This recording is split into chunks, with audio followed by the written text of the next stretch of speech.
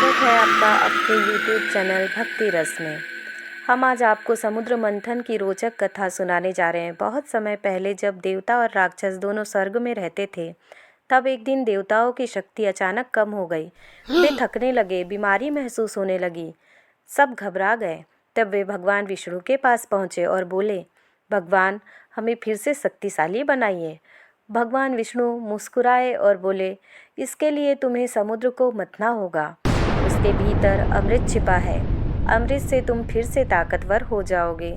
देवताओं ने कहा, भगवान, हम अकेले समुद्र कैसे मथेंगे? तब विष्णु बोले, असुरों को साथ ले लो, बड़े काम हमेशा मिलकर ही होते हैं। देवता मान गए और असुरों को बुलाया।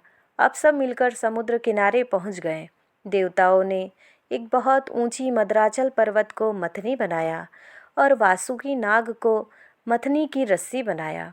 पहाड़ी को समुद्र में रखा गया तो वह डूबने लगी। तभी भगवान विष्णु ने कछुए का रूप धारण किया और अपनी मजबूत पीठ पर पहाड़ी को थाम लिया। सबने एक साथ चलिए शुरू करें कहते हुए मंथन शुरू किया। पहले तो समुद्र से एक बहुत भयंकर हलाहल विष निकला। विष इतना खतरनाक था कि हवा भी जहरीली हो गई। देवता भागे भागे शिवजी के पास पहुँचे। शिवजी ने संसार को बचाने के लिए पूरा विष का पान कर लिया। उनका गला नीला हो गया और वे नीलकंठ कहलाए। सबने भगवान शिव को प्रणाम किया।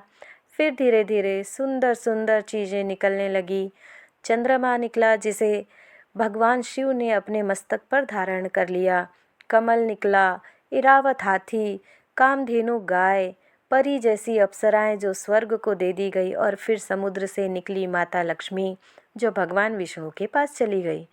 सब अंत में इंतजार कर रहे थे कब निकलेगा अमृत।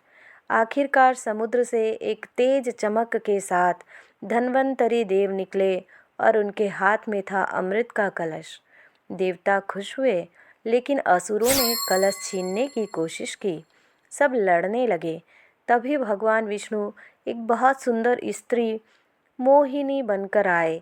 उनकी मधुर आवाज़ में जादू था। वे बोली, अरे अरे, क्यों लड़ रहे हो? बैठो, मैं अमृत बांट देती हूँ। असुर उसकी सुंदरता पर ऐसे मोहित हुए कि चुपचाप बैठ गए। मोहिनी ने अपनी चालाकी से अमृत सिर्फ देवताओं को दिया और असुरों को कुछ भी नहीं मिला। देवता अमर और शक्तिशाली बन गए और खुशी से भर गए। ऐसी ही रोचक पौराणिक ग्रंथों की कथाओं को जानने के लिए हमारे चैनल को सब्सक्राइब करें, लाइक करें।